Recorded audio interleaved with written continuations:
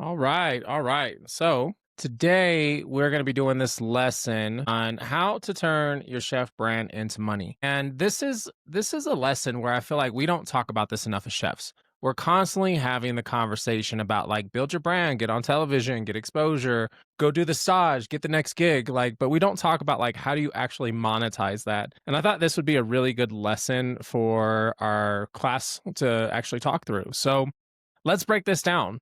Why most chefs stay broke even when they're talented. I can't tell you, I've met so many chefs who are extremely talented. I mean, three Michelin star background, they can cook, they're themselves silly, but they don't know how to make money. And I never understood that because if you don't get that part of it, you can't support the other pieces of it. You don't have the money to travel and go do those experiences. You don't have the ability to pay for those people who you need to work for you.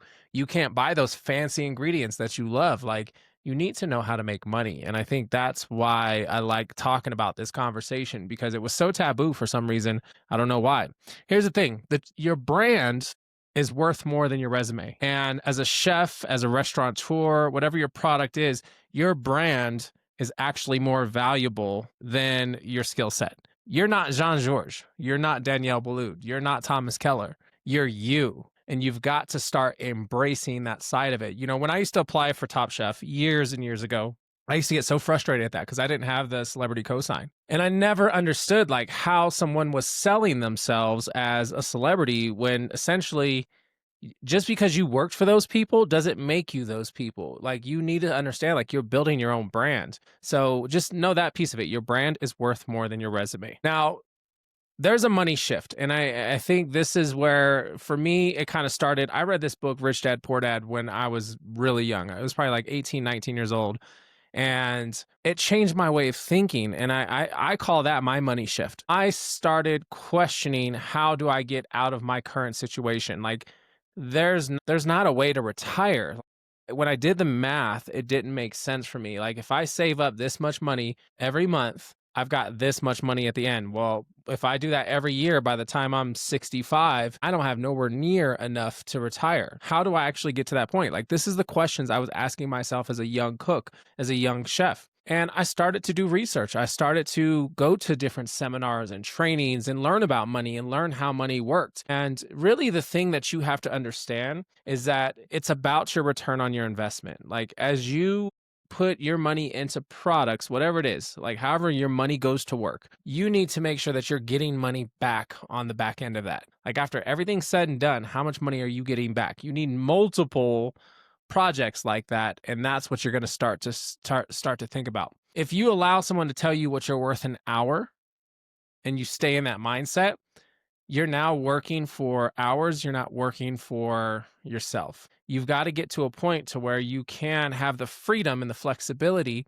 to go generate cash as you see fit. Like for me to say I make 25 bucks an hour and I work an 8-hour shift. So you're telling me I'm only worth $200. I can only make $200 in a day. Like I struggle with that mindset right there because I know I can go do one small little gig or one cooking class or, one whatever, and I can make 200 bucks. So to constantly have that mindset shift into I'm going to step into this as a focal point of me learning how to make money every day. Like I got to earn that $200 every day. Well, that's great, but what if one day you make 5,000? What if one day you make 1,000? What if one day you make 20,000? Like those $200 days, they don't like you're sitting at that level of a struggle. And I think you have to stop thinking like an employee. You work for someone else because you need to make mistakes with their money. It's how you get experience. It's how you learn these lessons. So when it is your cash, you don't make the same mistakes. And as a business owner, you have to be cautious to not allow too many of those mistakes from your team members. But that's the point of working for someone, in my opinion. You're looking to gain the knowledge on their dime.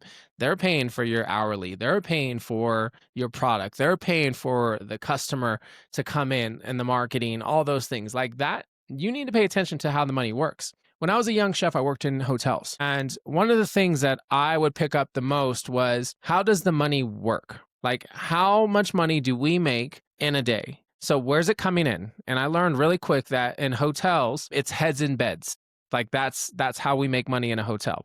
And once we have people booking rooms, booking heads in beds, then we make the money in F&B. And usually in F&B, it's banquets, it's conferences, right? They're coming in, they're booking rooms, they're buying breakfast, lunch, dinner, they're eating in the restaurant, they're eating down at the golf shop. They're on site buying, buying, buying. So conference money is really big because you're constantly bringing these groups to you. So you're getting heads in beds and then you're getting them to stay on site with the food and beverage that you're supplying. And then restaurants make their money in hotels. So I used to watch like how much money this place would make. How much did the 3 meal restaurant make? How much did the bar make? How much did the fine dining restaurant make? How much money did we do in banquets? How much money did we do based on the average daily rate and the occupancy in the hotel? And I would get this number in my head. I could dig into the reports if I really wanted to, but I would start to kind of get this number of what we made every day. And then I would start to say, okay, now how did they spend that? And that's where I start to understand the P&L. So, when you look at a profit and loss sheet, I think this is something that scares a lot of people. The easiest way to teach someone how a profit and loss statement works, give them 100 pennies. Give them 100 pennies and have them go line by line with you on the expenses. And if you've got 32% labor, give me 32 pennies. If you've got 25% food costs, give me 25 pennies.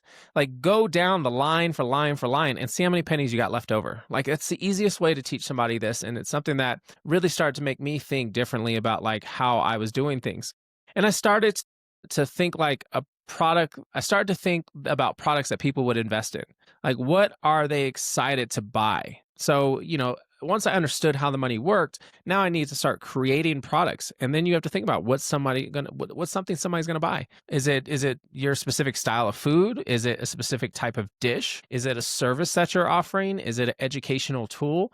Like what are you offering that is got an interest that you can move, that you can sell, that you can create a brand around and get to the customer. So just kind of know that your story, your voice, your skills, they're all monetizing your assets. Like that's how you have to think about it. You are original. You are unique. There's nobody with your background. There's nobody with your culture that is from your story, from your steps, that knows things that you've gone through. Like your experience is what makes you unique. And you need to recognize that immediately because you are the product. Just leave money all the time on the table. And I see it only cooking for one restaurant.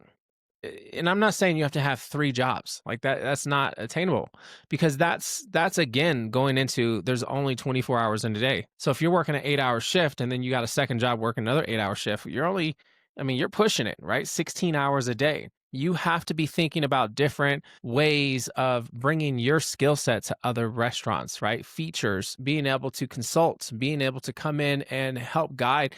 Look for your neighborhood bar, right? Your neighborhood pub, your neighborhood dive, and see how you could help them.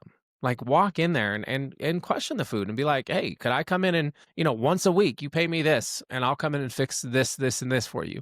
Or I'll prep this, this, and this for you for the week. Like it's such an easy way to start kind of changing the way you think about yourself and how you're utilizing your time instead of just focusing on clock in, clock out. You need a content strategy. I'm constantly reevaluating my content strategy. And it's because social media moves so quick. Like we have so many platforms, things are constantly coming at us and you have to adapt. So like right now, I'll break down my content strategy right now. So for my Instagram needs a journey. And that's what I've created.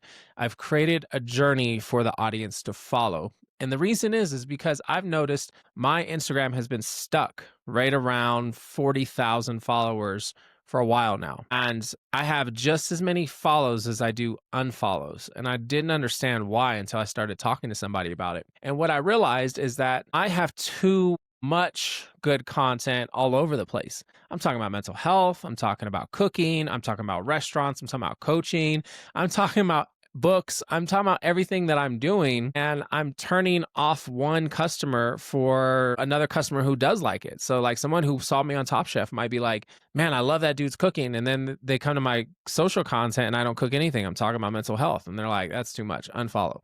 So it's one of those, like you've got to understand your content strategy. So I'm creating a journey on Instagram right now.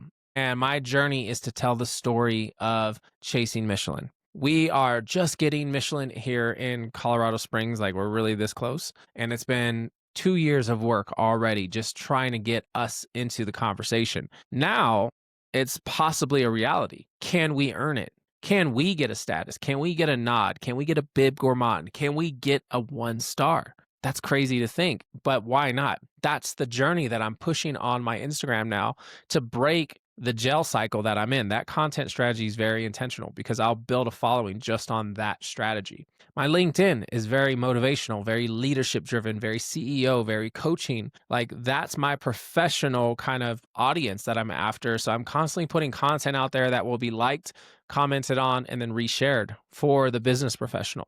My TikTok, all they want is cooking videos. I could post all these mental health videos, all these coaching, behind the scenes videos. All they want on TikTok from me and with my page is they want cooking tips. So I have to be very intentional with my content strategy. And you got to be thinking about that. Like, what is your content strategy? How are you getting your message out there to actually move your products? Most chefs don't have an email list, a community, or a digital footprint. You need to make sure that when people Google you, your brand pops up, like they see you, your articles, your interviews, your websites, like all of those things have to be there. You can create your own website and then you can put a blog on your website and then just fill out your own blog, like create your own blog. That gives you a new post every time you put it up. And it's something for the SEO to actually track. And that's how you'll populate. You'll get your own content out there, make your own YouTube videos. You'll start to get your digital footprint out there. But you have to collect emails. You have to build an email list. So your website should be collecting emails.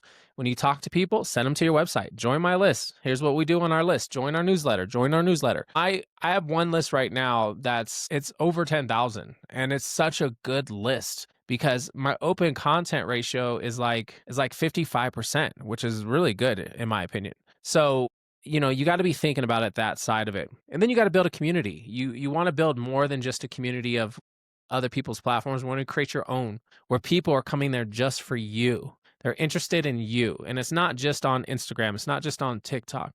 You want it to funnel into something. So like, where is it pushing people? It's why I started transitioning from Facebook to getting to Skool, because I have more control over Skool and I can actually monetize what I'm doing in Skool because I can bring you into my community and give you tons of free content. But I also have coaching and consulting and lectures and courses available to purchase. So it's a way to actually retain kind of my community. So you got to be thinking about that.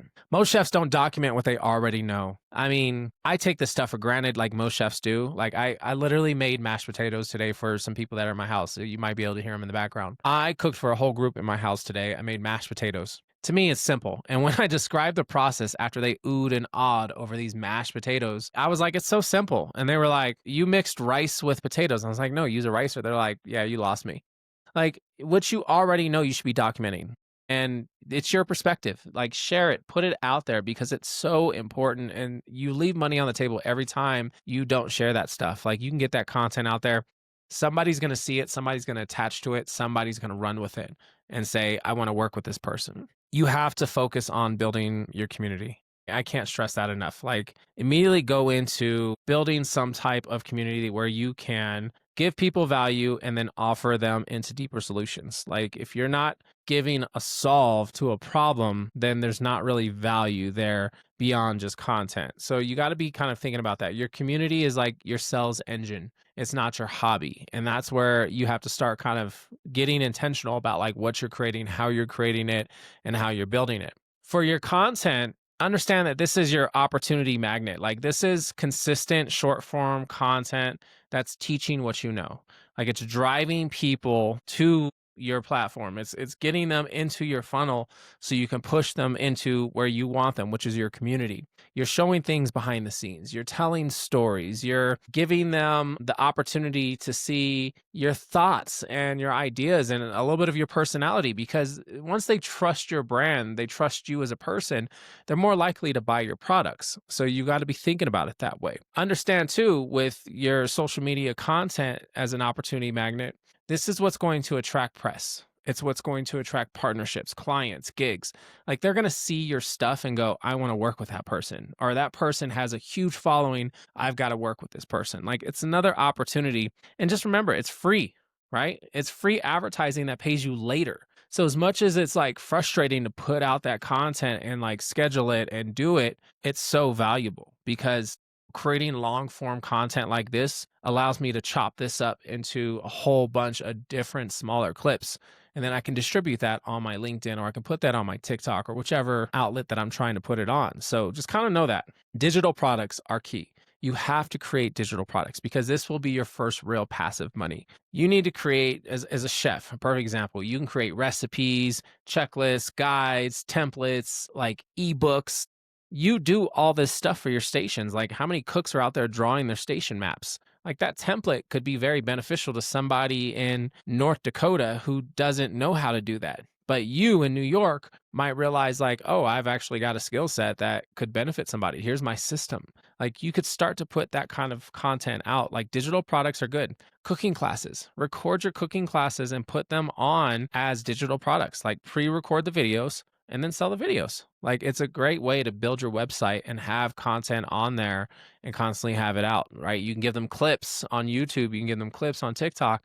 That pushes you to the deeper lesson. You got that family heirloom recipe that it's been passed down through your heritage, share it. Get it out there. Cuz that's digital products and that's what you got to be thinking about. These are lightweight because you once you do them, you don't have to do them again, but they're profitable. And that's one of the key pieces that you got to be thinking about. Just remember, you already have the knowledge, just package it.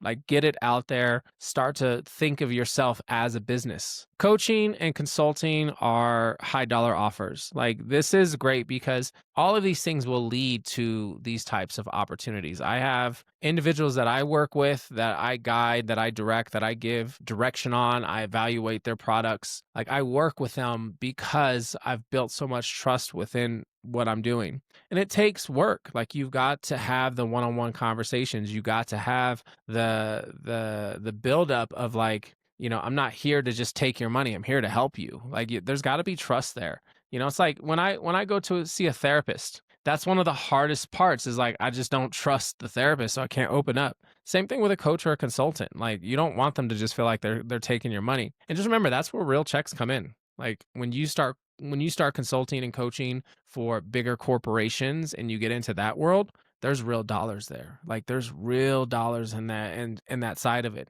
Speaking, I can't believe how many chefs I meet who are scared to talk. Like you can get in a dining room and talk all day to a table and you can run a pre-shift and you can expo. I mean, that's the most intense form of communication of calling orders and keeping order, but they're scared to get on stage. You need to sell your story on stage because your story can translate into a call to action to help solve something for a business. And that's, I mean, there's good money in that side of it. So just kind of know that part of it too. Another piece that I think most chefs don't realize, you have the ability to kind of build out brands for other restaurant concepts too. Like you could write these concepts all day long and start to push them out and just consult on that side. So whole bunch of opportunities there. So what should you build first? I think that's a good question that usually starts the conversation.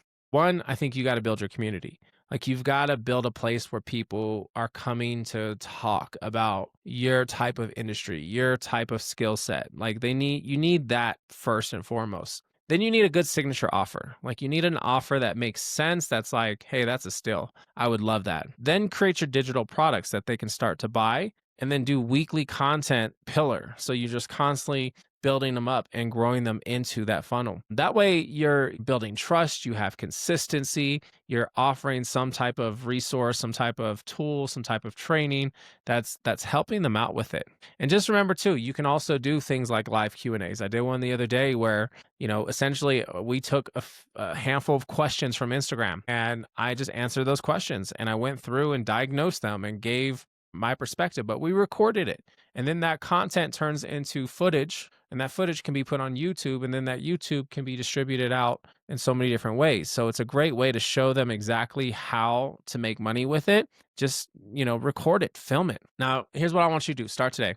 Don't wait for the perfect moment. There is no perfect moment. Like build a machine that will pay you, but just start, just begin. Like there's no way of getting past the fear that exists. Like standing on the edge of the cliff and the butterflies that you feel, that's going to be real. Get past that part. You've got to jump off that cliff. You got to start to build that airplane on the way down. And, once you start to get into that, I'm telling you, this is where you're going to start to realize like yourself as a brand is the actual product, having a good strategy, knowing how to build a community around that, and then how to create products that can go with it, whether it's services or it's actual products.